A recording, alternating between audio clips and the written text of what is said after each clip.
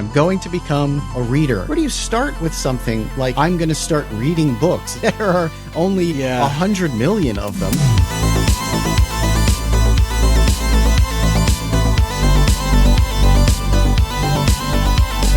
A lot of the things that go into a YouTube video to just conversation applies to reading and writing.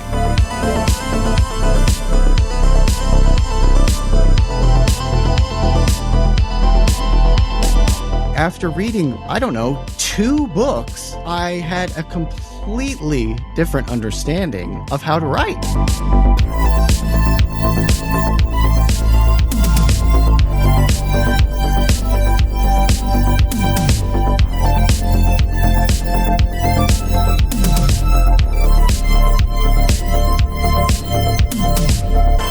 And I see this antisocial aspect way too often with the creative community. And it's guaranteed failure. Everything you do will stink.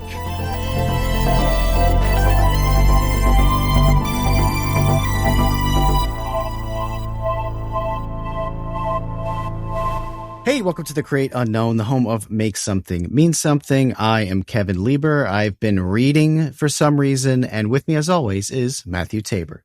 I was ready to rage. I was all hyped up. I had a Coke Zero. Oof. I had a Coke Zero and a little bit of caffeine too. And I was so ready. And then Boss Threads linked these Amish Life and Heritage trading cards.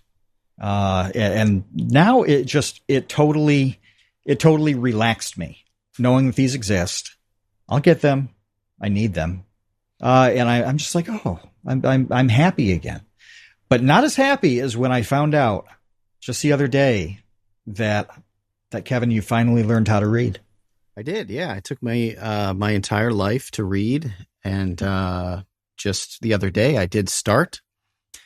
I had a big problem when I was a kid with reading as far as recall. I mean, maybe that's just like general reading comprehension, but I remember specifically throughout school reading entire books, having read the book to do a book report and not being able to recall anything about it, which has got to be some kind of learning disability, undiagnosed learning disability. I don't know what that is, but this happened several times. It wasn't like one book. It was like I would read cover to cover an entire book and have no idea what I read.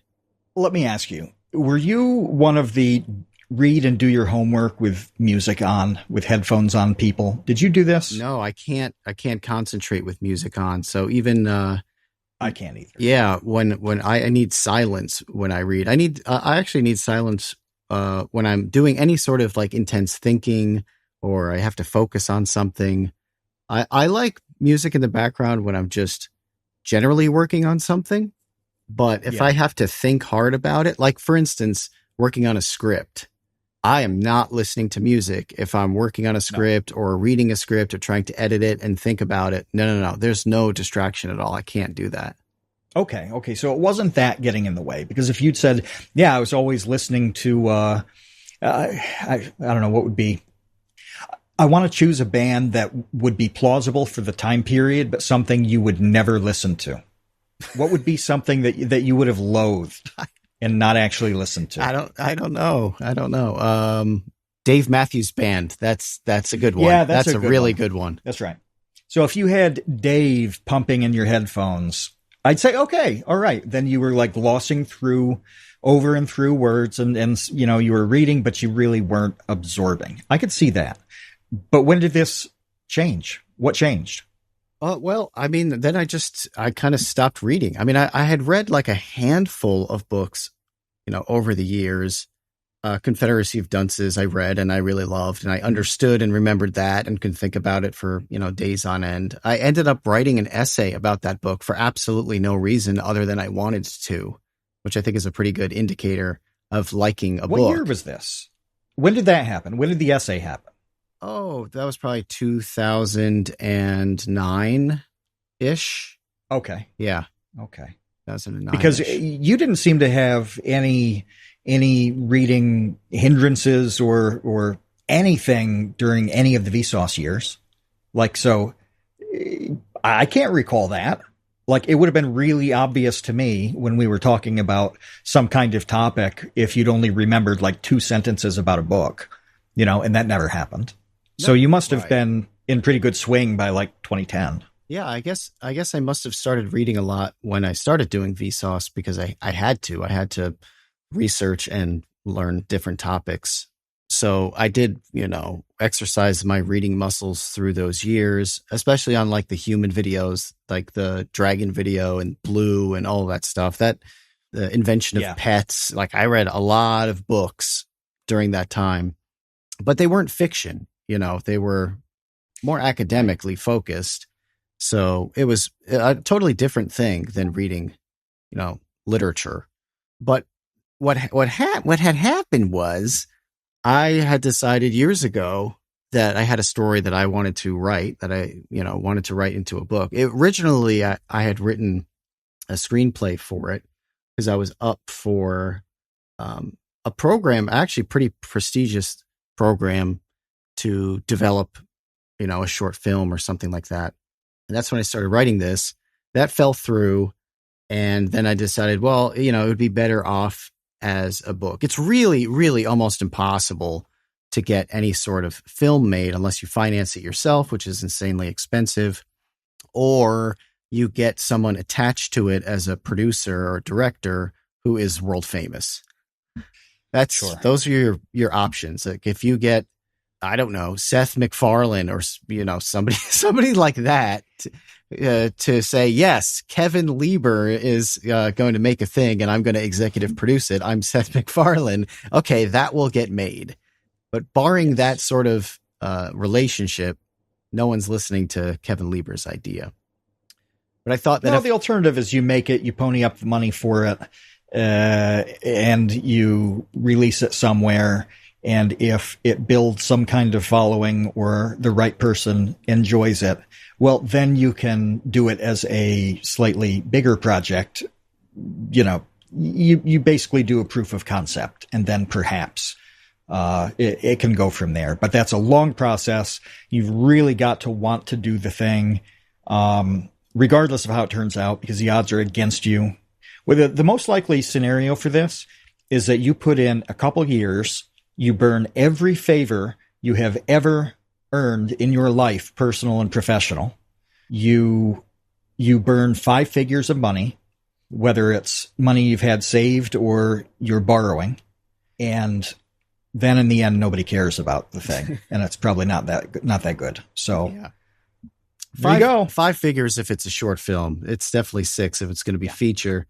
And there are a couple examples of people who had done this. Kung Fury is a great example. There's a lot of controversy, unfortunately, surrounding the feature-length Kung Fury 2 that you can read up about, where Kung Fury was a short film. It went viral. It was great. Everybody loved it. It's good, yeah. And then he got financing to make a feature film, a sequel. And then there's all these lawsuits fighting over that money. So that's why that movie has been stuck in limbo for years at this point. But we also had Andrew Bowser on the podcast who, crowdfunded his Onyx film. So you can do that. But anyway, I decided. Yeah, it only took him like 12 years of building a career and presence and community to successfully crowdfund his film. Right. Yeah. He didn't just, flip a light switch and get $200,000 to make a movie. So I decided, I'll take a harder path, an impossible path, which is to write a book, which, no one reads anymore. And that'll be part of our discussion later. Here was the problem. I hadn't read anything outside of science and academic books in like a decade. And even the decade before that, it was not much. It was like a handful of books. It was like under 10 books, probably total, that I had read. So without any sort of background in reading, I start writing a thing and I end up writing like a 77,000 word screenplay because I'm in movie mode. My brain, I went to school for film. All I've done is make video my entire career. So then I try to write a book and it ends up just being like a screenplay to a long movie, which is not how books work. So I did nothing with that manuscript. I sent it to you. I sent it to family members. Yeah. I got, some solid feedback on it. But the crux of the feedback was, this is not a book. Well, I said two things. And the first thing that I said was, this is 3 books. Yeah. Is this story, there's so much here that with both the characters and the plot and all of this, it's very much Lord of the Ringsy in the sense that it can be broken down into 3 movies quite nicely. There's just too much for one book. And if you're going to tell this whole story in one book, you're going to have to shortchange virtually every single aspect of it, from really good characters to really good plot lines to world building to all of this. So like step 1 is like, congratulations, you have put a draft together and now you get to expand it into like 10 trillion pages. So all the work this took, get ready for like 10 times more work. But that's an important thing to point out, is that you had meticulously thought out and arranged the story to the point where you could pack what warrants 800 pages easily into whatever it was, the 75,000, whatever that you read. But that's so you can, without knowing anything about it, somebody hearing that can say, okay, now I can get a sense of how it felt a bit like a screenplay, because to have 3 books condensed into one, you would have to be constantly advancing plot with like every paragraph. This story is on wheels and it is rolling forward. There is no pit stop. There's no time for a bathroom break. Otherwise, you wouldn't fit it all in to even 77,000 words. What was the other thing? You said that was the first thing. What was the second thing? I said, this sucks. Burn it.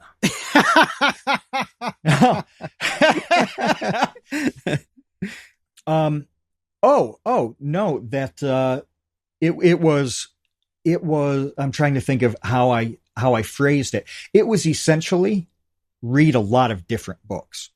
Like read a lot of different books to see all the different ways that different people deal with characters, for one, right? Like some authors will devote the full time and effort to every single character without any differentiation from major to even bit parts, right? Everybody will get the full treatment. The only difference is that some of them are around in the plot in the book a lot more often. You can do that. You can have a singular focus on one person. We were just talking about in past weeks, John Updike's Rabbit Run, and before we started recording, Dr. Charles Kahn mentions Dragonlance. You missed it. We talked Dragonlance before we started recording. But that's, if anybody's familiar with the Dragonlance series, that's a good example of what I was talking about. With so many characters.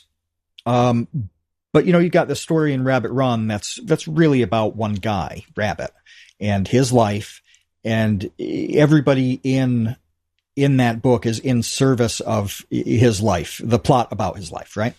And they have a lot or a little depending on their role in the events, so there's balance there. And seeing how it was done 20 years ago versus how it was done 200 years ago. I mean, it's fascinating. And then when you have kind of all those tools at your disposal, you can decide how to treat each person in your story. And so this came up because the character of Sam, who is he's like part Pee Wee Herman, part I don't know, Michael Reeves. Like, that's fair. He's a bunch of quirky, goofy things on one side and a bunch of mad genius things on the other. And I was like, oh, like this guy is a star. He's he's one of the most interesting parts of this story. Like he needs a massive amount of attention, you know? But it's much easier to do that when you can think of something that you've read, which unfortunately it's so different than watching movies that I don't think they translate. I don't think you can think about that happening in a movie and translate it into writing. Yeah. I'm like, yeah, you'll just see a ton of different ways to do this. And then you're coloring at that point with the full, like 128 count Crayola box with built-in sharpener. And you can choose precisely the color you want at any given moment. Takes a long time, but you just do it. You know, you just start reading things, and some are great and some stink, but in both situations for writing, you're getting better at it. Whether it's realizing, I could do something this way. You know, I could take a tip or two from this, or this is boring as hell. It goes on too long. I really want to avoid this sort of thing. Either way, you win. Yeah. So what was helpful about that advice, which was you telling me, look, you just need to be constantly reading books in order to understand how to write them. My brother said the same exact thing that you said. He says, you need to be reading everything all the time, or else you're never going to have an understanding of how writing works. And I didn't take either of your advice, which was solid and true and absolutely valid, for years. I just kind of got discouraged, honestly, and frustrated by that, because it seemed insurmountable, because reading, like pleasure reading, is not something that's ever been part of my life. Not once. Mm-hmm. It's never been a thing that I think about or I get excited about or I look forward to. None of those things. It just wasn't in my life. So I didn't do it for, let's see, like four years or so. After I received that great advice from the two of you, I ignored it until about a year ago. Well, actually, I would really say less than a year ago, probably around December. What kicked in? Like what was the event that changed things? The event that changed things was that I decided that I was going to try writing my book again. That was the event. It was like, I just shelved it. I didn't really think about it. In the back of my mind, it was something that I always wanted to come back to, but wasn't ready to take the leap because I knew how time consuming it would be.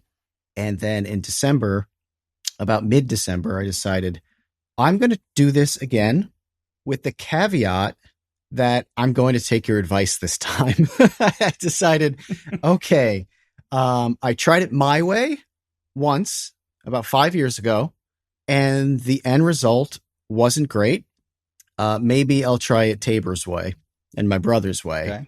And your brother's, yeah. And my brother's way. I'm not going to take full credit. Who he also is an avid carnivorous reader. He literally always has a book that he's reading since basically we were kids. He was an English major. I remember him being, like a reading books type in school. And that sticks with me 30 years later. It's like, oh, this guy liked to read. Yeah, he loves to read. He has read everything. So, it's not like some advice from someone who doesn't know what they're talking about. It's someone who knows exactly actually what they're talking about. So it's probably a good idea to listen. So I listened to you. I listened to him. For Christmas, actually, I told him, look, I'm going to change my entire life and start reading. I'm going to become a reader now. All of a sudden, after 40 years, I'm going to do a 180 and become a reading guy. So tell me what to read, because I have no idea, like literally no clue. Where do you start? Where do you start with something like, I'm going to start reading books? It's like, okay, there are only 100 million of them. That really is, it's a legitimate thing. it's sort of like, I have this pair of tweezers. I'm at Miami Beach. Precisely where do I begin relocating this entire beach? Like, and it's one thing if you're like into something, especially newly into something, everything is cool and fair game. The problem for you, I think, is that you had a real purpose. You had an actual purpose, which was, I want to think about writing more. I want to apply that to what I'm writing. You had a reason and a purpose. And so you don't want to waste time. You sure don't want to do anything that's harmful at all. You don't want to get more confused. So it sounds like a goofy problem. Like, okay, of course you would just start, right? But no. It's a real problem in the position that you were in. Yeah. So, he took that problem seriously and made a conscious effort to get me a bunch of books that were very different.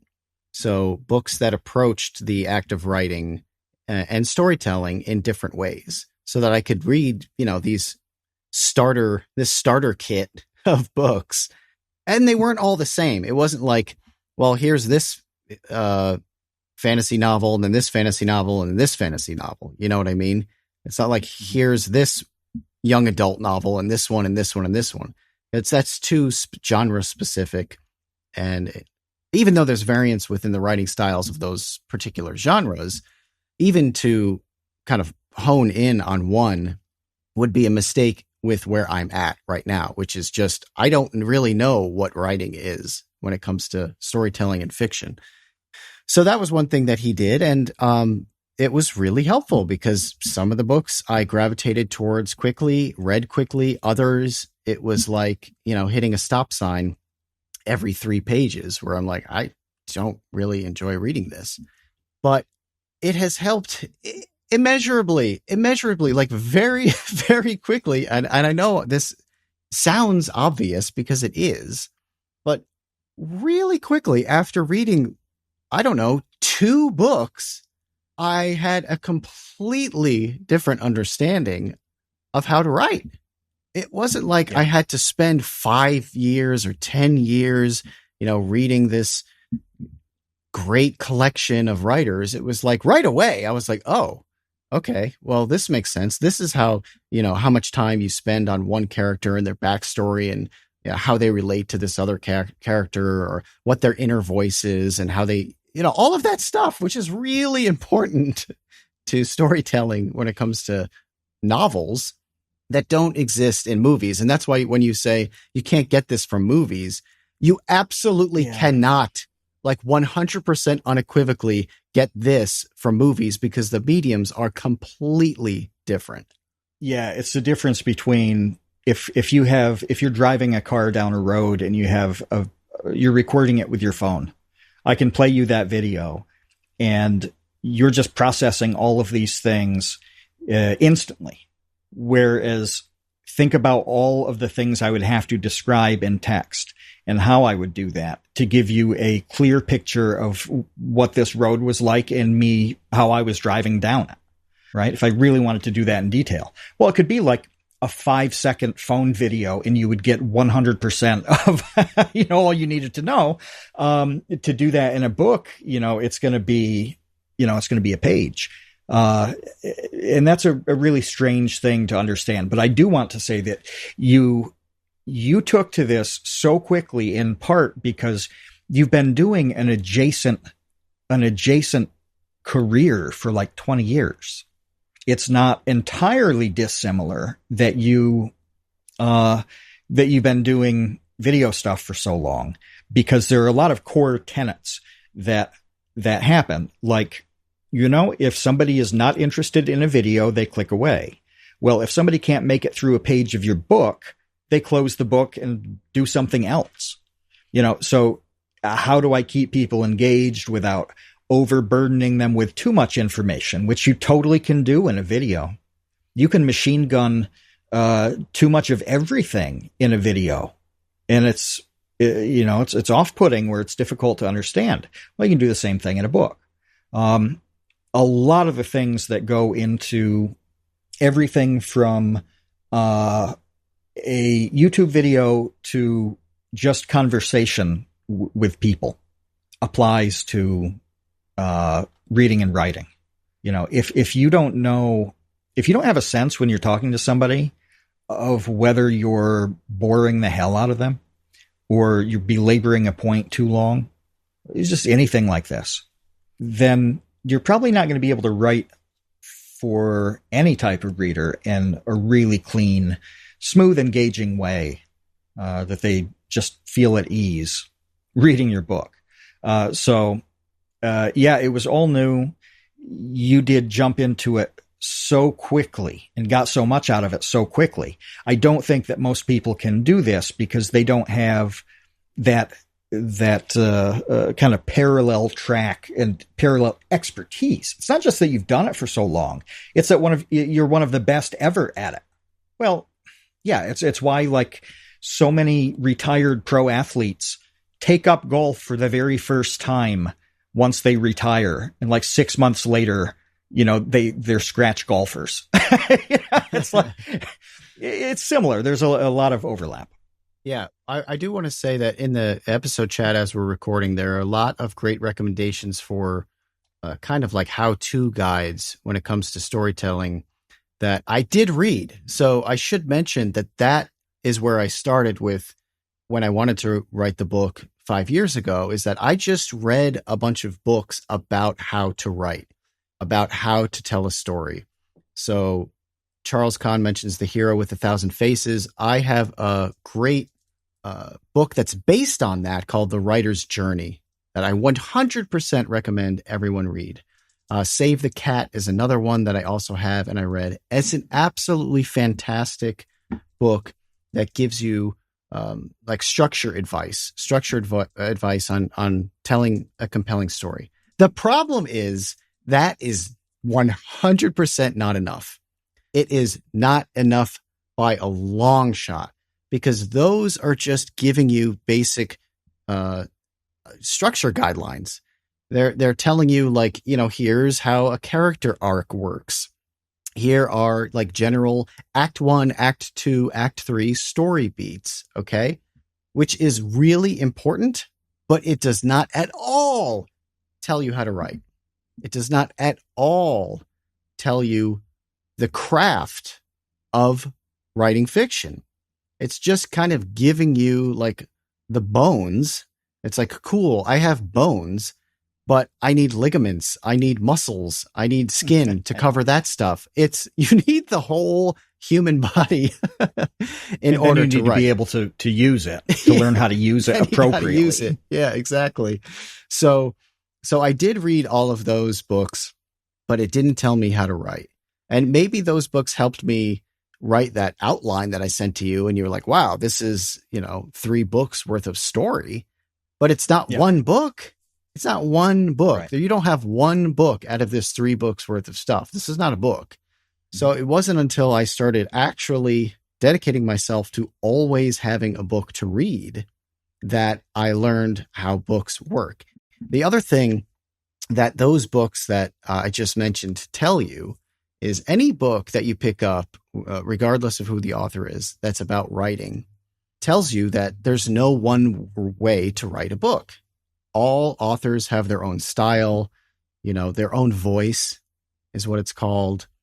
And there's no, there are many ways to skin a cat. So, you need to find your voice, but you can't do that unless you've heard the other voices. You can't just make it up. Yeah, it's just like music. The funniest thing to me is that this is so obvious in virtually every other medium, where people who are successful musicians, you ask them like, oh, how did you get into music, whatever.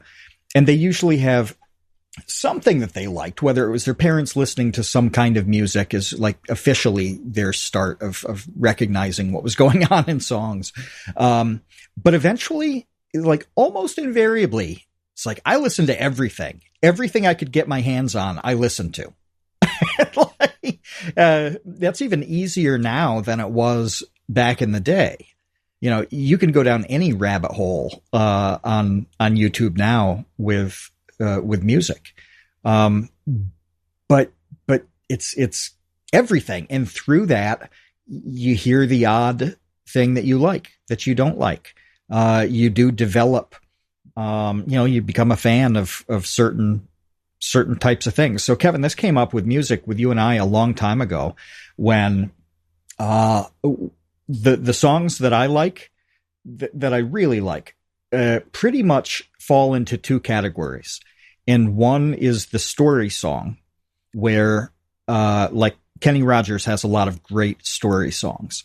The Gambler is a story song. That's not one of my favorites, but everybody knows it. The Coward of the County is really my favorite story song of his, where from beginning to end, a story gets told in 3 minutes in the song. And the second are what you called list songs. I forget what I sent you, but you're like, this is just like a list of like country and redneck shit. Yeah. And I listen to the song again, and I'm like, oh my God, he's right. It's like country thing, comma, another country thing, comma, then rhyming country thing. The whole song. But everybody falls into what they like with that stuff. Yeah, Ben mentions Marty Robbins' Gunfighter Ballads being a really good version of that album is all stories. But yeah, you do this and you become a fan of some stuff. So by dealing with others, you find out really who you are and what your voice is. People say this about travel all the time. It's like they go to some, unfamiliar place that operates differently, and they find out what annoys the hell out of them, what's really important to them that they either got more of or less of there, all sorts of things. But they find out more about themselves, and that's the value of travel. So it happens in every other arena, and it seems obvious to people when you say it. They're like, oh yeah, of course, that's how life works. But with reading and writing, it's like, no, I'm going to fight this for as long as I can, because I don't think that's a lot of hours and none of it's fun. None of it's fun. That was my problem. It's like, I don't think I like this. That was my problem. It's like, I don't want to do this. And it's so idiotic to say out loud and to even admit. It's like, okay, you don't like reading, but you don't like reading books, but you want to write a book? That's preposterous, because if you put that into any other example, such as music, it's like, okay, you don't like listening to music, but you want to be a musician? Why? It doesn't even make sense. Like, how do you square those things? It's such in direct conflict that it's just preposterous. One thing I wanted to mention with the music thing that I've always found interesting is whenever I listen to, or so often when I listen to musicians who I really like, and they talk about their influences, I hate their influences.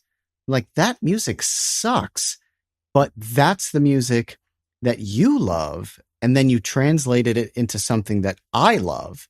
And that's a really weird and interesting thing. I just last week was watching a clip from an interview that Rick Beato did with the bass player from Stone Temple Pilots. And he was discussing— what's his name? Dean? Dean something? I think so. Yeah. Him and they're brothers. Does he have curly hair? That's the guitar player. It's the one with short cropped hair is the bass player. Right. But those two are brothers. They're brothers. The guitar and bass player are brothers. Yeah. Okay. Some like D'Amio or something is their last name. Something like that. And he was talking about all these like bossa nova bands and stuff that he loved, that he then translated into these Stone Temple Pilot riffs. So for like Interstate Love Song, which is, for my money, the best Stone Temple Pilot song. And good. The plays on Spotify match up with that. If you look at Stone Temple Pilots, top hits or whatever, their most plays, I'm pretty sure Interstate Love Song beats all of their other catalog, like by a mile. But yeah, like the riff from that song, which is one of the best rock songs I think ever written, comes from like bossa nova music from the 60s or something like that, which is such an odd thing, but that's just kind of how this works. So anyway, part of why I wanted to bring up this topic is that the strange thing that has happened to me is that I actually really like reading now. I like having a book to read. I like thinking about what I'm going to read next. It's a bizarre thing after an entire lifetime of not engaging in something. I don't know if this is what a midlife crisis is. I don't think so. It's more like a midlife revelation where now I'm at the point, and part of this is that I've gotten bored with the other stuff. I mean, we've done so many podcasts ad nauseum about my growing disinterest in television and film. And that was the main, one of the main things that I was interested in for most of my life was watching. I mean, that is what I went to school for, TV and film. And over the last really 5 years in particular, I have just grown really bored with almost everything that has come out in those two mediums. So there was an open opportunity for me to gravitate towards something fresh. And I don't love everything that I'm reading. You know, some things I read, I'm like, yeah, that was okay. Other things I give up on. I'm like, I am not interested in this at all. And then other things like I last week finished East of Eden by John Steinbeck. And I'm like, this is one of the greatest things I've ever encountered in my life. I just loved this. I want to talk to people about it and analyze it and think about it. It's so rich and beautiful and interesting that it was great. It was great.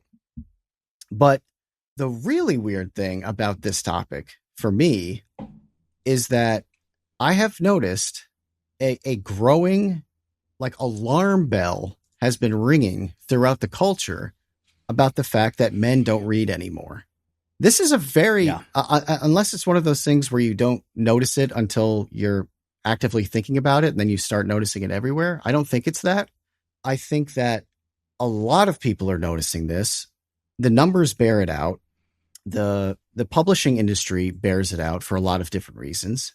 And people are concerned. They're concerned that like the act of reading fiction is no longer includes men at all. It's just 100% women dominated, women writers, women readers. That's it.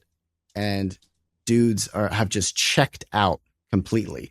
And this is happening at the same time that I'm checking in, which is just a strange feeling. It's like a tag team wrestling scenario where they're leaving the ring and everybody's going home. And you're bouncing around fresh on the mat to nobody. I'm like, hey guys, want to talk about reading? And everyone's like, no, not at all. Like literally none of us want to talk about that. It's like Jim Gaffigan had this great joke about watching a movie for the first time, like a great movie, like 10 years after everybody already watched it. Yeah. It's like, hey guys, I just saw Heat. You want to talk about Heat? And everyone's like, Heat? We saw that 10 years ago. That's how I feel. I'm like, hey guys, want to talk about reading? And everyone's like, reading? No, thanks. Nobody wants to talk about reading. And the odds that they're into reading the same type of stuff you are near zero. Even if they are, the specific things, unlikely to match up. If they haven't read it and want to, they don't want to know too much about it. So you can't tell them a whole lot. So we ran into this again, talking about Rabbit Run, because I'd read this book and then I read it again very recently. And when you started reading it, I had to say appropriate things for where you were in the book because I wasn't going to, it's not just a spoiler thing. It kills the puzzle and the purpose in a lot of plots. So it's very hard to talk about books with people. And really voracious readers are usually into whatever they're currently consuming, right? So once you have read a book, they're kind of onto the next thing. As you were saying, about men reading a lot less, it's also that the books men read are not current books. So the men who do read overwhelmingly are reading things that have already been out a long time. That's a really big part of it. Whereas they're not, women are a lot more prone to reading current authors, right? And then, they like an author and then they're kind of waiting until the next book comes out and the next book comes out and they pick it up and read it. And it's like, there's less with men on that score. Kids do read that way, which is cool. Like, you remember the Harry Potter hysteria, where it was the biggest event in the world when a new book was coming out. Everybody was waiting, a lot of men and women too. But that's a super unique phenomenon. It's going to be a long time before that happens again. Yeah. And even with East of Eden, the trouble with that is that, my mom recommended that to me. She gave me her copy. I read it. And then I wanted to talk to her about it, but she didn't remember like any of the details because she hadn't read it in 20 years. So even when you encounter someone who has read the same book, it's not fresh enough in their minds to discuss anything about it. So that's kind of a brick wall as well. So it is. Now I understand why book clubs exist, by the way.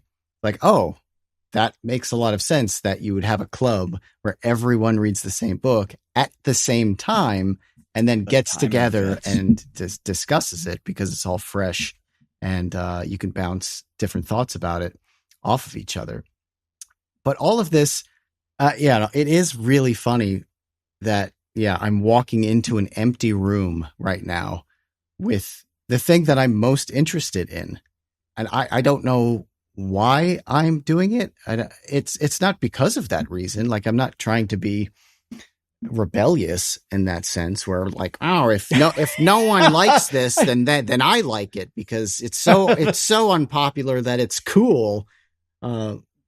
It's not. You know what I'm going to do to stick it to the man? I'm going to read. I'm going to become a reader. Read a book. Yeah.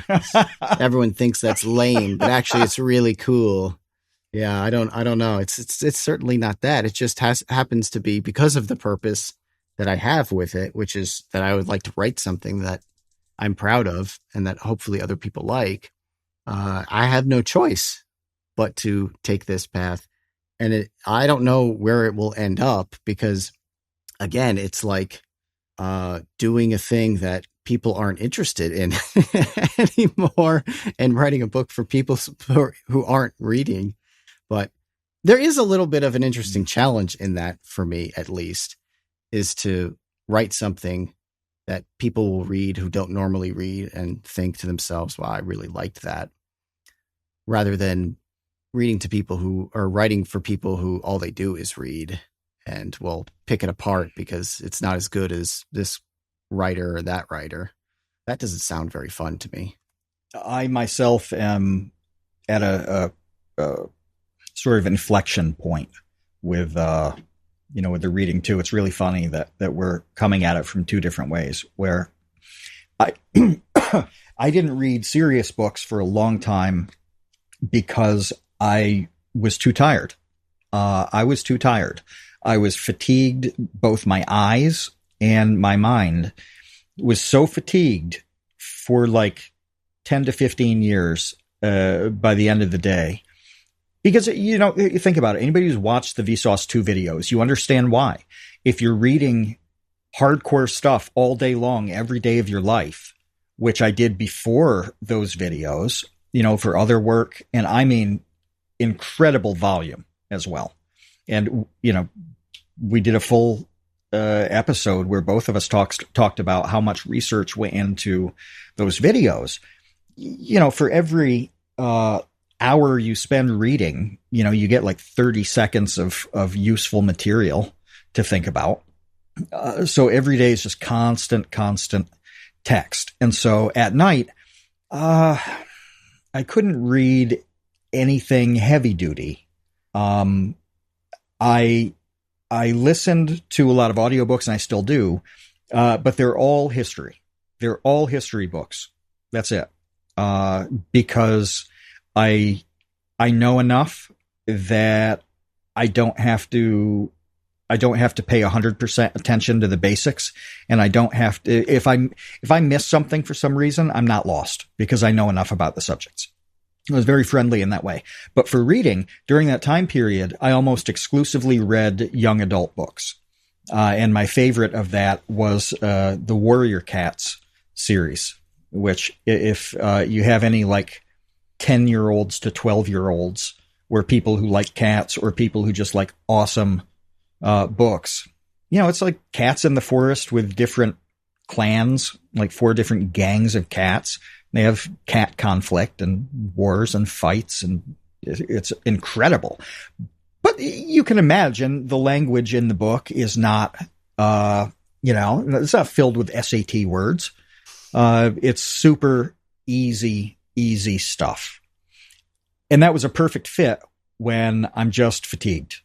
So that was a good fit. Well, I started to get a little more energy in the last couple of years in that regard. And so I started to take up, serious books again. But before I did, I'm trying to think where the cutoff was.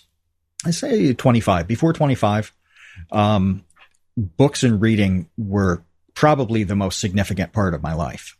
I got to know several authors very, very well. And that was the most useful thing.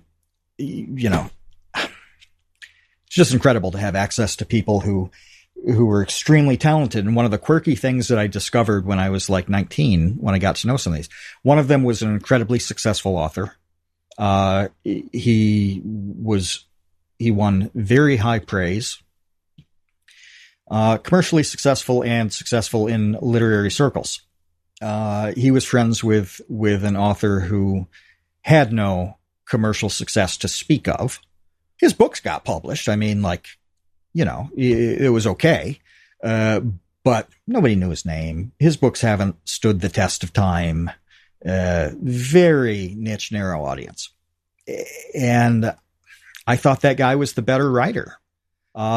It was mind blowing to me that I thought his understanding of people was better. That made his characters more interesting. It was fascinating. And, what I came out of that period with was a sort of rejection of what writing is. Okay. And this is, I'm going to go around the whole barn to get to the front door of another Kevin advantage, a thing Kevin being very, very good at, just oddly matching up with his renewed interest here, is that I don't think that writing exists for the most part. There's a point at which it does. Okay. But 95% of it happens before the writing. Okay. And it's sort of like a restaurant where writing is the plating and the service of the food. You mentioned this analogy last week when we were talking about thinking and writing. Yeah. Yeah. So that was the big takeaway, is like, there's all, it's all basically thinking. And then what do you have to do to be able to think about things in a unique and interesting way, or sometimes just the right way, like a realistic way. All right. Some of the things you can try and kind of force, and others you're at the mercy of the world to give you an understanding of that thing at whatever time the world gives it to you. So it's like, I put all this attention into writing, and I realized that there's very little about actual writing and what makes up the bulk of it.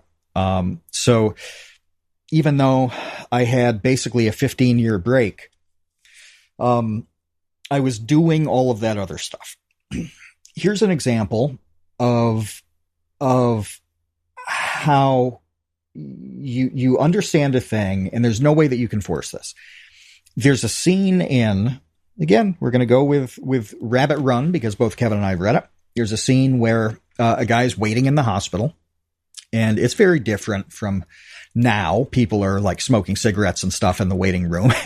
Like, that doesn't happen as often anymore. But he's very nervous. It's waiting in, not quite an ER, but like every childbirth is a dicey proposition.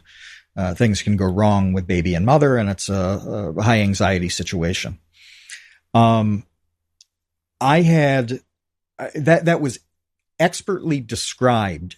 The quirky. So one of the quirks that he had is the guy picking up a magazine and thumbing through it from back to front.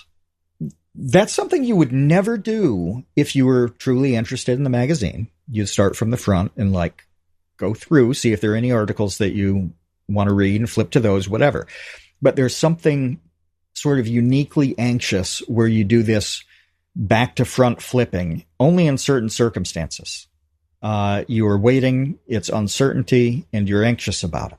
Well, the hospital waiting room is one of those examples. I think somebody who's afraid of the dentist, hates that experience. It might happen there too. And he, described those sort of institutional chrome chairs that are always in those places that they're usually not very comfortable. They're plastic or vinyl, which they have to be so they can be wiped down, disinfected, cleaned, all of that. But they're a little bit unique to the hospital setting. And it was a mundane scene. It's not important to the book at all. But as I was reading that, I'm thinking, oh, this is exactly right in every way. And I know that because I've had that experience now several times because, a lot of hospital things come up over the years. When I was 18 or 19 is probably when I read Rabbit Run. I don't think I'd ever had that hospital waiting room experience. Even for myself, I never had any injuries or anything like that. So, are you going to go to the ER and sit down and look around? I guess you could. You could see how other people are reacting. But you're not going to know that anxiety and what you do with that anxiety. I can't even remember the real life thing that came up. Kevin, you might remember because I was talking to you about it a couple of weeks ago, that when my mom was in the hospital, I would check in at the front desk. You have to do this. And then you go to the room, right? And the 3 minutes or so that it takes to go from the front desk to the room is like the most horrific dead man walking, perp walk, no man's land feeling. And there's nothing you can do about that. Green Mile. Yeah, exactly. Right. Because you don't know what you're going to see when you get in the room. And it may be good news. Things are better than yesterday. Life is good. And you may encounter something that's even worse than yesterday. And you have no idea what it's going to be. In that 3 minutes, there's nothing that's going to happen that's going to make you feel any better or worse. It's the absence of everything from control to usefulness of any kind. It's a really strange feeling. You don't get that. It's not like getting out of the car and walking to the store to see if it's open and maybe the door is locked and maybe it's not. It's not the same feeling, So a lot has happened in that 15, 20 years since I was thinking about writing. Well, this is how it gets to you, Kevin. You're like, oh, I just really started doing this a year ago. But you were so intensely interested in other people, in how they think, what they think about, why they do it that way, why they don't do it another way. Sometimes everything will be like the path that somebody needs to take is so perfectly mapped out and obvious, and they will do absolutely everything possible not to walk on that path. You're like, that's weird. That's interesting. How do those people work? I can't think. It may have been a Solzhenitsyn quote talking about Russian literature, but he said this, some of the Russian characters will go to incredible lengths to pull off something that shouldn't be humanly possible. And actually, I think it was a guy who had escaped one of the gulags that in the Gulag Archipelago, and then 2 nights later, like went into a bar where he was then caught and sent back to the Gulag. And that was the lesson, is like there's this uniquely Russian thing where somebody will go through months of devising an escape plan, then actually pull it off in like Siberia in the dead of winter and throw it all away for a shot of vodka. That's weird. That's interesting.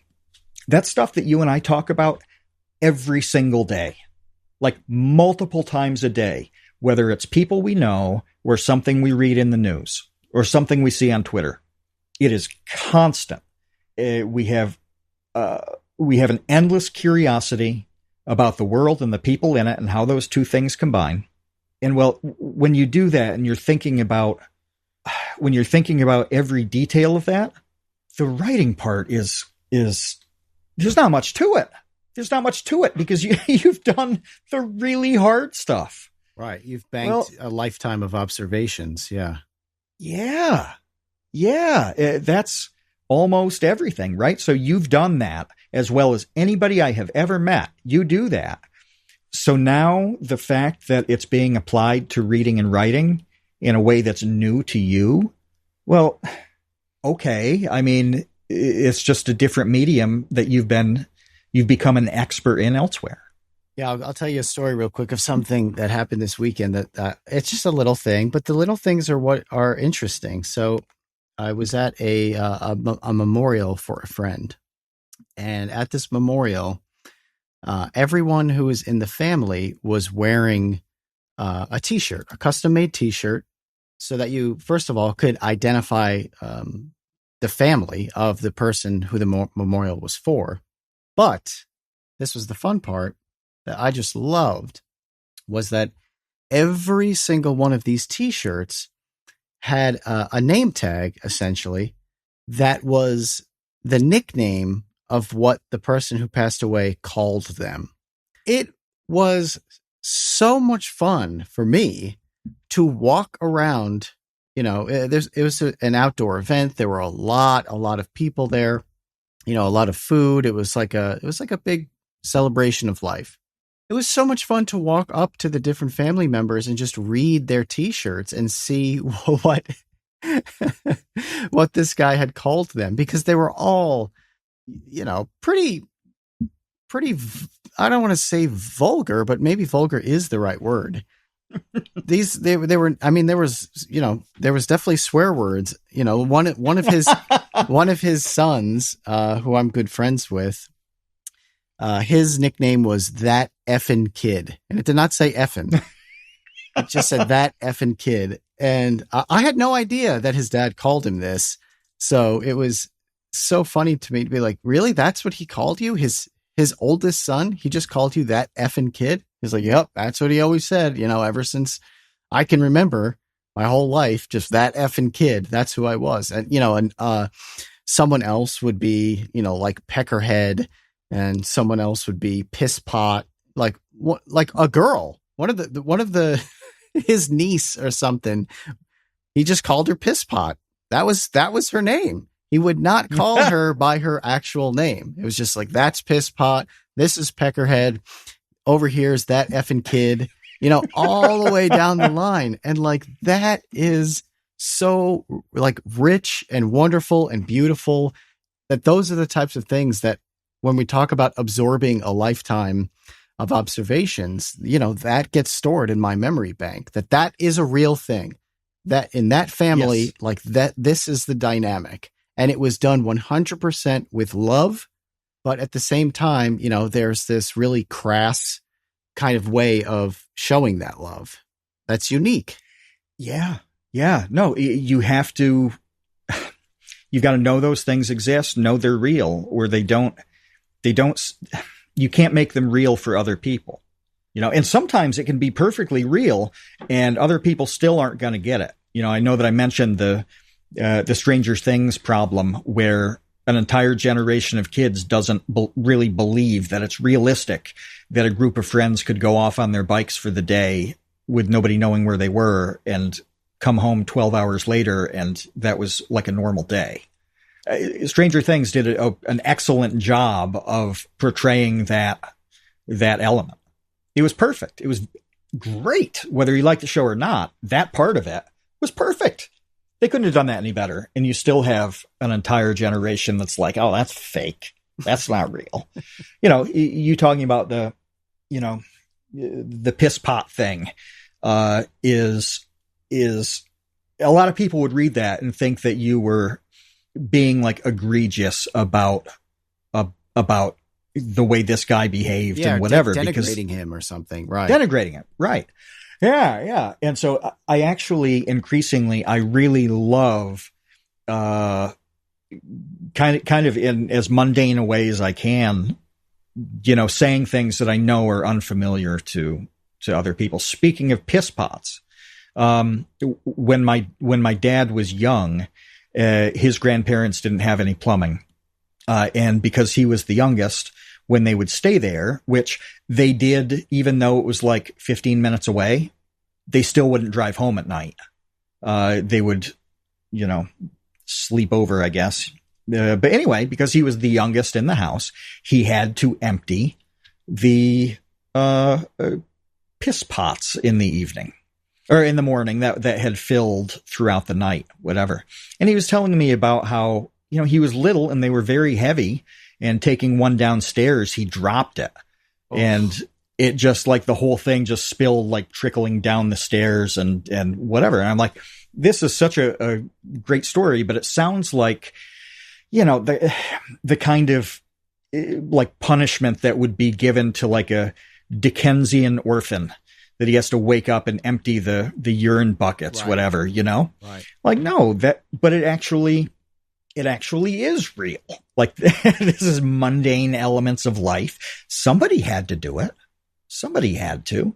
And I don't know why the rule was the youngest one had to do it, but I'm sure you passed all the unpalatable jobs. Yeah. I mean, to the youngest. That's kind of a basic thing of human tribalism is low man on the totem pole. It's like the rookies in sports having to carry the bags to the plane and the bus. Yeah. Or pay for dinner. They make them do that too. Or pay for dinner. Yep. That's right. Yep. Yeah. Yep. Kind of a rite of passage of sorts. But I mean, it's unthinkable to somebody now that you would even have a house with no plumbing, that this situation would even exist to begin with. And it wasn't that long ago. We're talking into the 50s when they didn't have plumbing. So, you got to pull that out. And my hope is that, somebody may encounter something that they otherwise wouldn't believe. They take it seriously, and I really struggle with this on the writing side, because all the things that interest me and that I want to write about sound like kind of dumb fantasy in a way. I don't think people would believe them. Foster said they had a toilet, you just weren't allowed to use it. Yeah, that's right. That was only for holidays, was the toilet. The Christmas toilet. Oh. Yeah. The Christmas toilet. Yeah. Well, one of the things that's really interesting actually about writing is that it's one of the oldest arts in which, or not oldest arts, I'm not saying this properly. The people who are successful at it are older. Whereas like music, that's a young man's game, right? Like the top musicians are always in their like early 20s, mid 20s. And then, they have careers after that, but they never reach the same heights that they did when they were in their early 20s. But yeah, I read this whole thing years and years and years ago that was charting the trajectory of when artists kind of reached their peak success. And I believe Authors was one of the oldest. It was like early 40s. Early 40s was sort of when novelists reach success. And I think the other one was like classical musicians. I think that was the other one. Like the Mozart is an outlier. Mozart was like writing stuff when he was like 5 years old, but everybody else was like, late 30s, early 40s. is when they really dropped their hottest symphonies or whatever.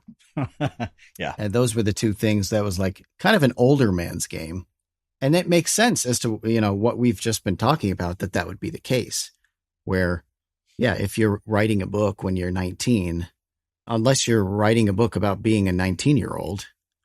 Yeah. I mean, some genres are a better fit for youth than others. But if it's like, if you're writing this analysis of the purpose of life or something like that, the odds that you're going to be really insightful when you're 21 versus 61, the odds are against you. Doesn't mean you can't. There have been some remarkable young writers.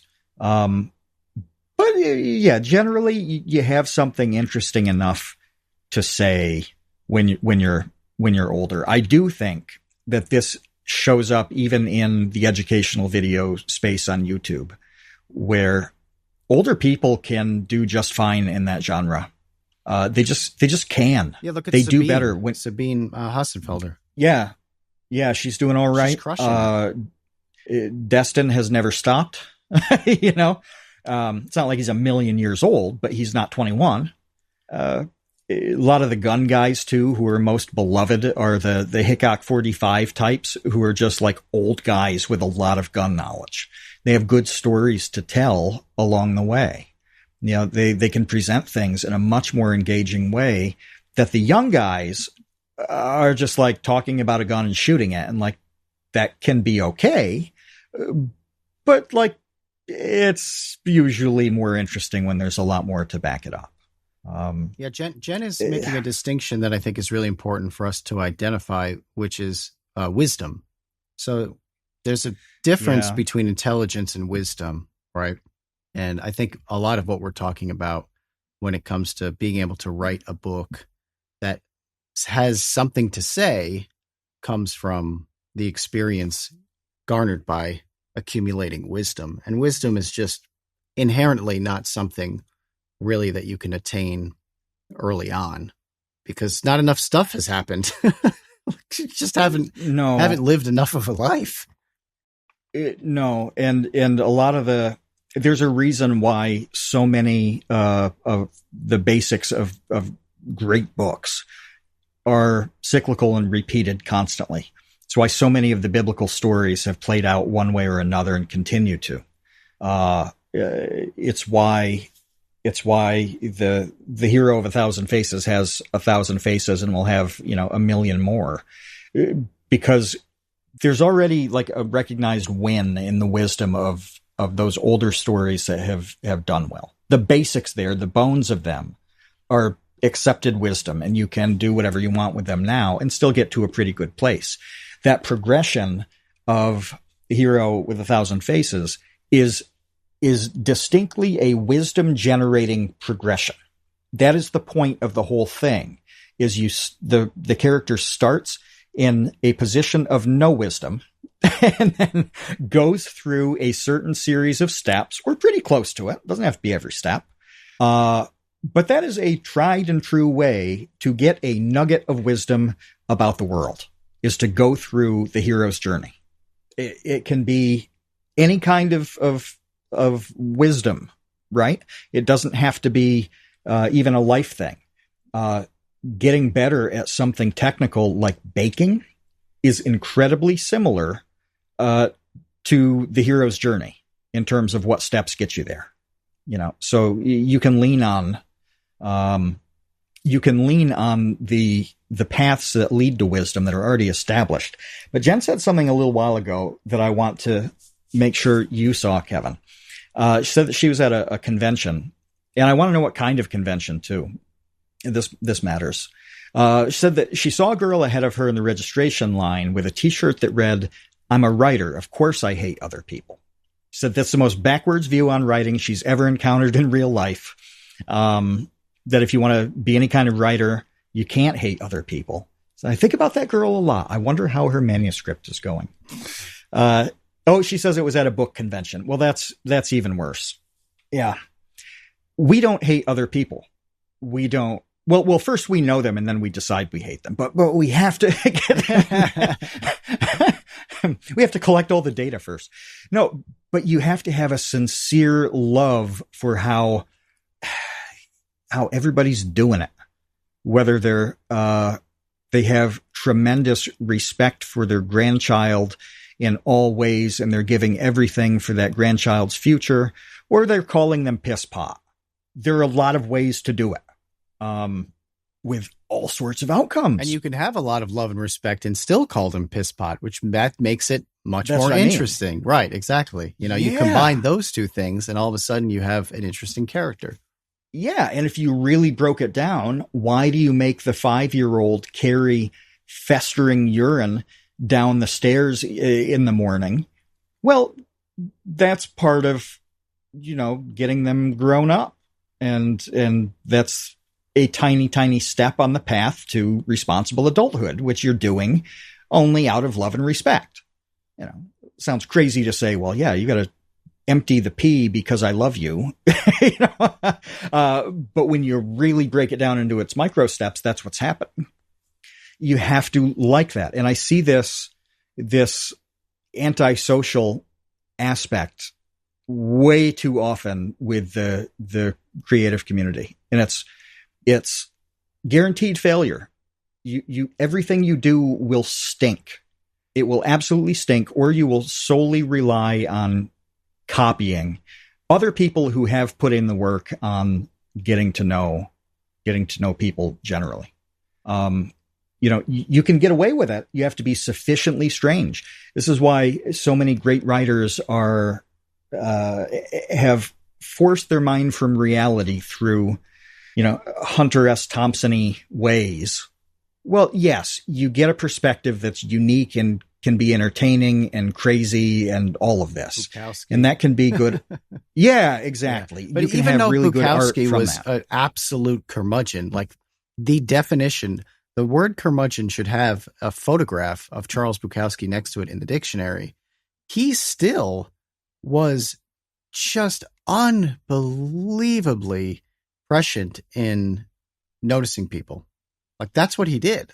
Like, you could be a grumpy, surly person and still notice people and notice how they are, to the point where it means something to you, and turn that into great writing that other people want to read.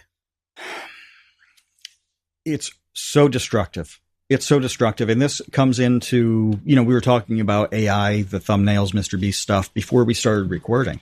That is the opposite of what we're talking about now. That takes the humanity out of literally everything. And if you're relying on the automated ways to come up with a story that's engaging, to come up with a character that people like, to come up with a title or a thumbnail that is optimized in some way, you are guaranteed mediocrity. There's no other way to put it. You are guaranteed to be completely forgettable. It won't be awful. It won't stink. It's even worse than that. It's so mundane and average that it might as well not exist. That's a horrible place to be. And you can break out of that by simply getting to know people. And Kevin, I imagine this is why you like reading now in a way I don't think you would have 20 years ago. Because you probably recognize things in every character that you read that you just know from people now. Yeah, absolutely. Absolutely. Yeah. Because I'm not reading, I'm actually kind of bored by books. So one of the books, the last book that I read is called The Hunter by Richard Stark. And I didn't know that one. It's part of what's called the Parker novels. There are 16 Parker novels about this character, Parker, who's just, a quintessential badass dude. He could beat the crap out of anyone and everyone and will get his way and will murder people without, thinking twice about it. He's just like a comic book level badass dude. And the book was fine. Like, it was entertaining, but I didn't love it because there just wasn't a whole lot to think about in terms of the character analysis. It was basically like, yeah, this guy's a badass. He's trying to get revenge because he was left for dead and double crossed by some guy. So he's going to try to find him, kill some people along the way. Of course, he eventually finds him and kills him. And that's kind of the end. I'm like, okay, whatever. I probably would have loved that book 20 years ago. Probably would have been really exciting and interesting to me. Whereas now, sounds like Jack Reacher-y. Yeah, Jack Reacher. Yeah, exactly. That's cool. It's very, and I love, watching that show. Well, the first and third season, the second season, not so much. That's entertaining. It's like, mindless popcorn sort of entertainment. But conversely, with something like Steinbeck's East of Eden, holy cow, like that book. So that book is an exploration of the story of Cain and Abel. I have a much better sense right now of the story of Cain and Abel than I did 20 years ago. And then I have a much better sense of how people's personality. Kevin killed his brother. Kevin beat his brother to death with a stone. That's why he's like, yeah, when I was 10, I just didn't know what it felt like to wield a rock until my brother's head caved in. Yeah. Now I do. Yeah. Now that God did not accept my offering and he accepted my brother's. So I smashed his skull in. But that book, East of Eden, it's like unbelievably written in terms of people's different personality traits. There's a character in that book who's a psychopath. We did a whole half an hour Vsauce 2 video about psychopaths. So I know that subject pretty well now. And now I'm reading this book about this character who shows all of the traits that we talked about in the psychopath video. I'm like, oh, Kathy is a psychopath.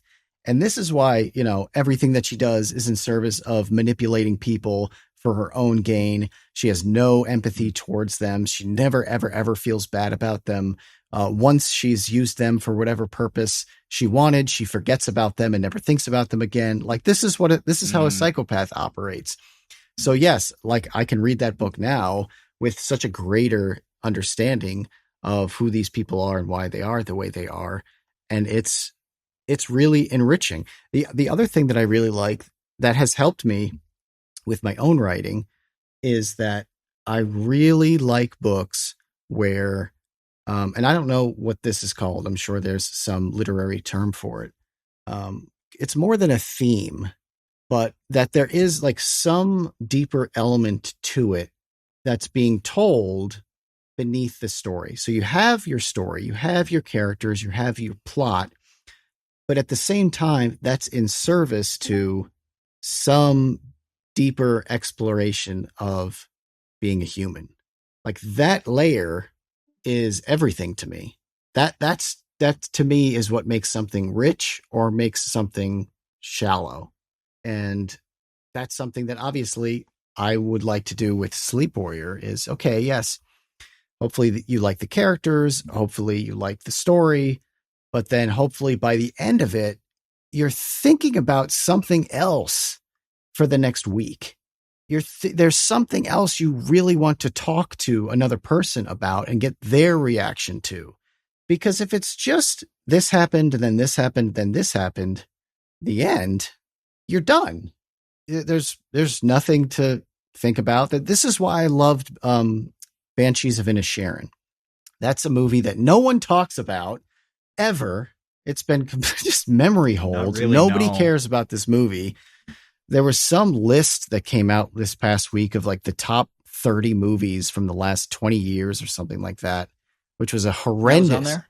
That was in there? No, that was not in there. It was not. it was a horrible, horrible list that everyone was ripping on for various reasons. No, that didn't even scratch the top 30. And I'm not surprised because for whatever reason, it's had no sort of cultural imprint. But that's a freaking movie that I thought about for a week after watching it. Oh, yeah. And wanted to talk you talked to about you it for a month. Yeah.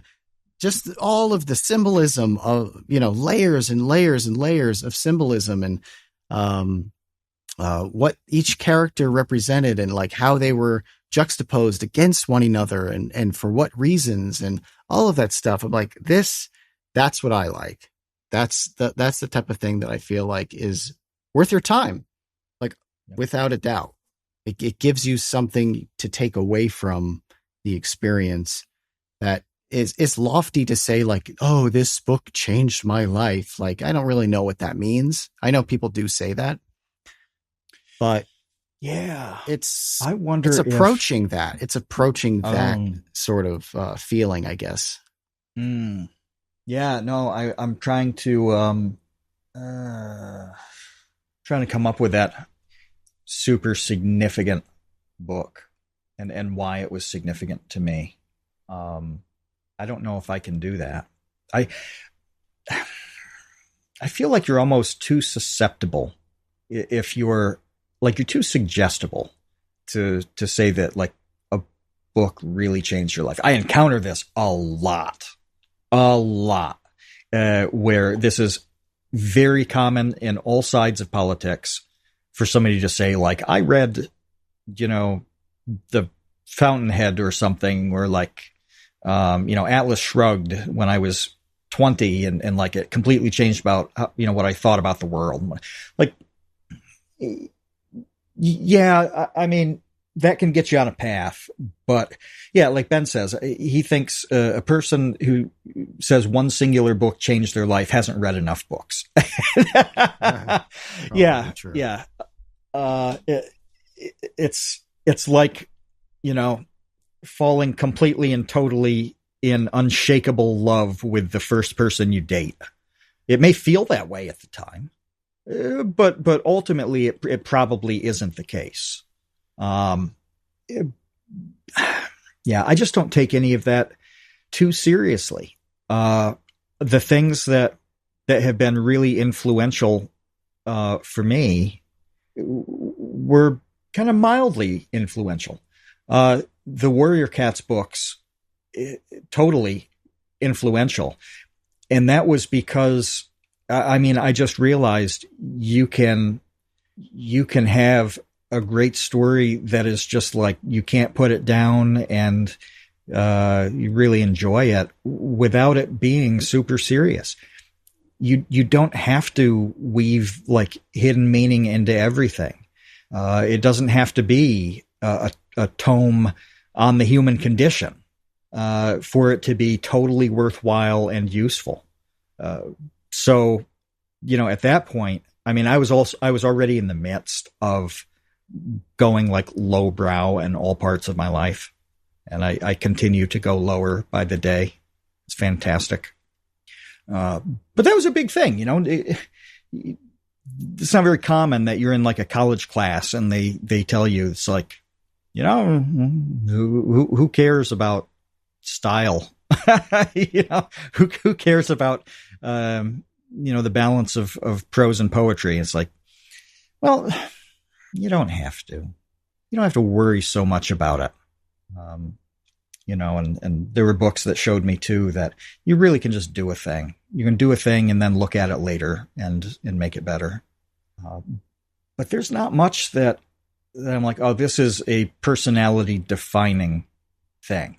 I actually, it's the absence of things I want to see in a book that have been most defining to me. I love reading books from people I know. I don't have to know them extremely well, but there's a level of understanding in them that I find very interesting and very fun. Okay. Or about a topic extremely well. So I can read local history books, for example, and I see things that are missing. I see people that are missing.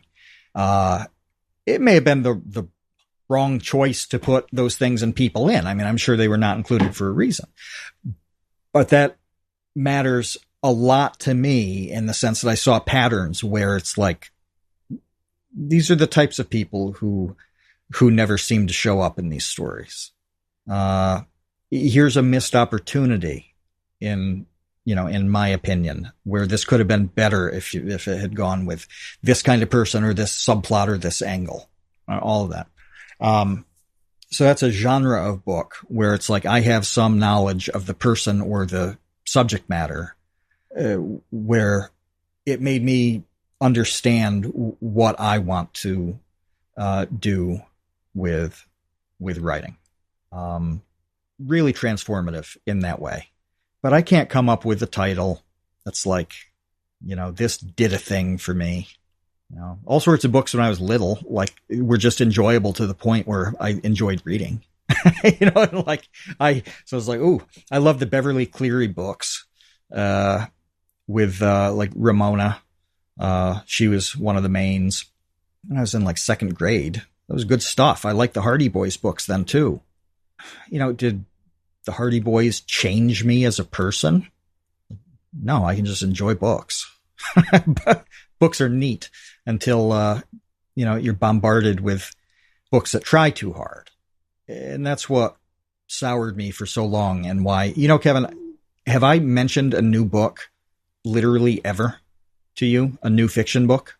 No, but it's actually, that's part of the discussion that we didn't really have about men not reading, is that there aren't actually a whole lot of like male focused books, new books, being published. Not a lot. I mean, you have your Andy Weir, and you have your, I don't know who else, Joe Abercrombie. Is he Brandon Sanderson? I guess there, you have your handful of men writing books, contemporary authors. I know nothing about it, but not a lot. It's not a long list about it. Yeah.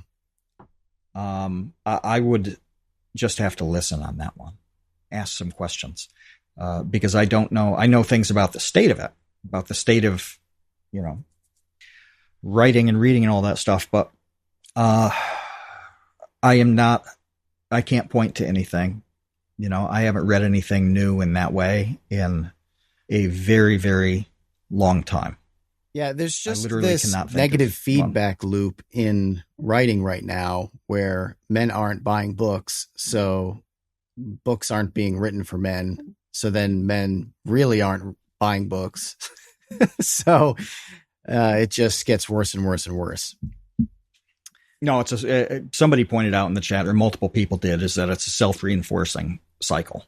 Yes. And I absolutely believe that it is. I think that the creative talent for men, a lot of men have just pursued other media. They've bolted for greener pastures. We've seen this in sports too, where for a very long time there was Major League Baseball, and every other sports league was second rate. You didn't get kids growing up wanting to play football or basketball. You didn't at all. It was like you play baseball and that's it. The serious athletes played baseball for the most part. Well, as those other leagues got stronger, really good athletes played more than just baseball, and they went professional in those other leagues. And there was competition for the best athletes in a way there wasn't before. There wasn't a lot of competition 50 years ago for media. There was the book, there was a printed word, and everything else was tiny or specialized. So like TV stuff is such a small pool that it's not like realistically TV was going to pull away all the good authors. Well, now there's so many options for a creative person, man or woman, to go into something other than writing books. And I think a lot of men are just doing creative stuff elsewhere. Well, the books suffer. I don't mind, to be honest, because to me, there's a million lifetimes of fantastic books that have already been written. I don't need a new one. Books could be outlawed tomorrow and I would not care. I truly would not care. Well, I care because I'm trying to write one. Okay. So that's kind of how I want to end this, is that come along with me.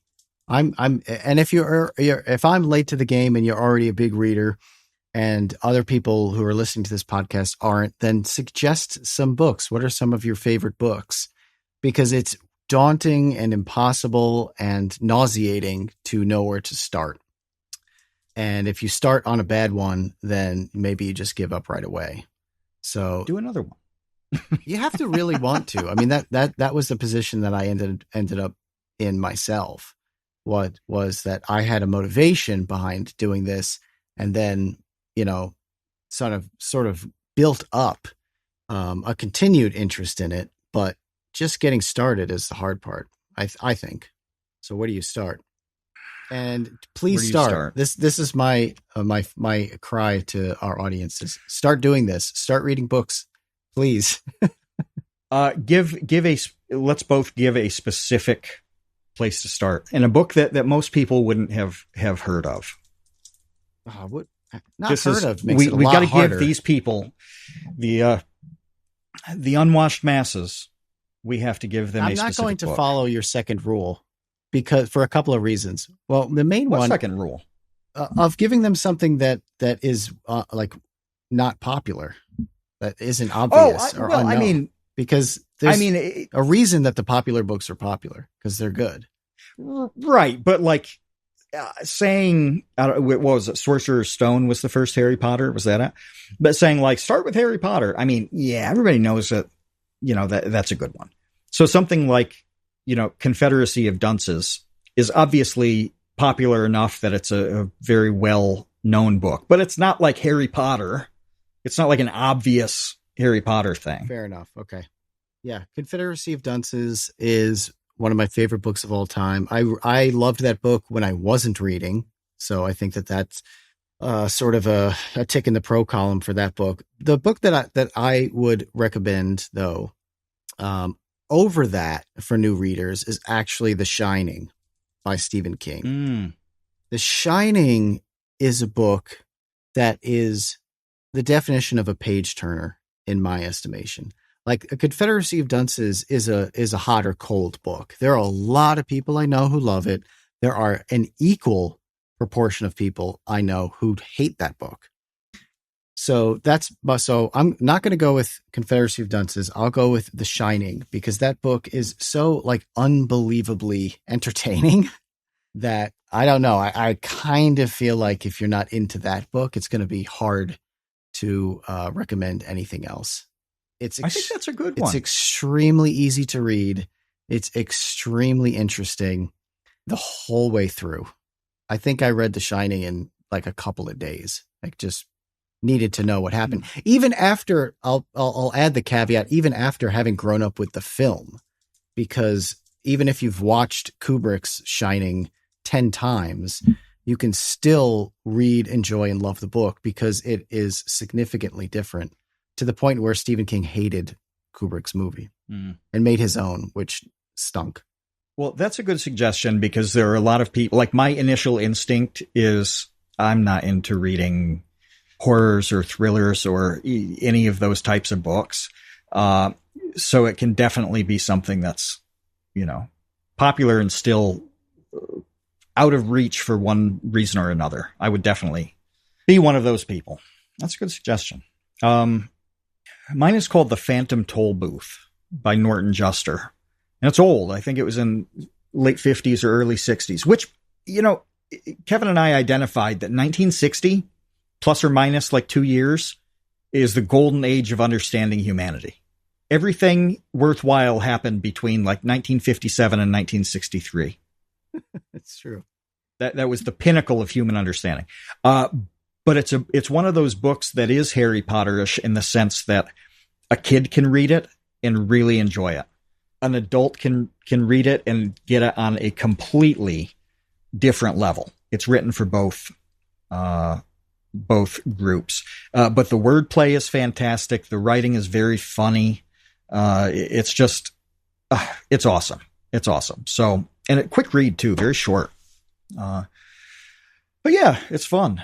It's a good book. And I never hear anybody mention it much. Only the hardcores. Like, Jen knows this book. She's a hardcore, I'd say. I haven't read it. So this is a good recommendation for me as well. I'll have to read this. I think you would love it. You would absolutely love it. I can't believe I've never brought it up before now. Norton Juster is a great name. Isn't it? Yeah. Yeah, he lived in Massachusetts, Western Mass, I think. I got this book. Do you remember we had a program called parents as reading partners. Okay. You remember this, Kevin? Not really. It was a lot more significant in the early years, getting kids to read, stuff like that. And you were supposed to read like half an hour a night with a parent, throughout the month. And if you did this, you got to pick a book off the table at the end of the month. And I got to pick off a table that was like advanced grades. I was very lucky to not have to pick from like the first grade table. And I thought this cover was awesome. And so I grabbed this book. That was it. And it was the same cover Judge too. The book by its cover. I literally judged this book by its cover. And it turned out to be, I would have said for a very long time that it was my favorite book. Now I don't think in favorites so much, but it would be in the conversation. Okay. I like it. I'll order The Phantom Toll Booth.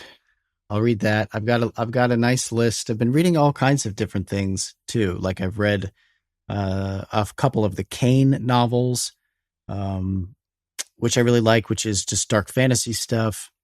I've read some newer things that my brother recommended to me. And yeah, interestingly, like The Shining, and I did not like The Stand. And The Stand is considered not only Stephen King's best book, but by many hardcore readers, one of their favorite books of all time. And I have tried reading that book 3 times now and always give up around 250 pages in when there's 900 pages to go. Like, I cannot continue. Maybe someday maybe one day. Yeah, I'm a strong enough reader. I'll sit down and I'll love that book and I'll join everyone who champions it. But as of right now, I'm still too much of a baby reader to deal with it. But again, let's get reading, folks. Join me so that by the time Sleep Warrior is done, you'll be excited to read it. That would be my hope. I would like that very much. All right, we're out of here. Thank you for listening. We'll be back next week. If you want to support us, go to Patreon, find the Create Unknown, do the thing, throw us a couple of bucks if you can. Otherwise, just listen, because that's nice too. We will be back, like I said, next week. Until then, see you, Space Cowboys. Thanks for listening to The Create Unknown. We make this show with the support of our patrons. 100% of that goes directly to keeping episodes going every week. And the recent support has been amazing. Sidpoke, NRM, Venture Addicts, Weezer Good, you all really do make this show happen. Thank you to the Tots and the Dumpster crew, old and new, who save tiny little lives every month. And thank you to our grizzled, battle-hardened child infantry. Clemente de los Santos, Dan the Latch, Demetrius Andrews, Erica, Ferrycoon, Jen Mafasanti, Kevin Menard, Mikhail Steinke, Monahim, Natsu, Penny Piddler, Ryan Steer, Ryan Kinder, Samuel Manser, Sean S., Sean Malone, and Tom Bidiover. And a tremendous shout-out to our elite baby gang commanders. Atrocious Scuff, Kat, Dojangles, Graham Robertson, James Gallagher, Jeff Davis, Orange Vanilla Coke, Patrick Pister, TCU's personal pilot, Andy, Ryan Carroll, Baseweight, Ventos, Yeetus Deletus, Jonas Walter, Nathan Robinson, and of course, Trev Stead. You are the elite. Thank you as well to our indentured servants, producer, editor Ben Webster, Minecraft mogul Laterman, Discord kitten wrangler Conrad, and producer emeritus Dan Yoshua. Thanks to Baseweight for use of Created in the Unknown for the opening theme. Thanks to Electro Voice for giving us mics to sound good on top of it, and thanks to Main Gear for powering all our PC endeavors. The Create Unknown is an Unknown Media production in partnership with Studio 71.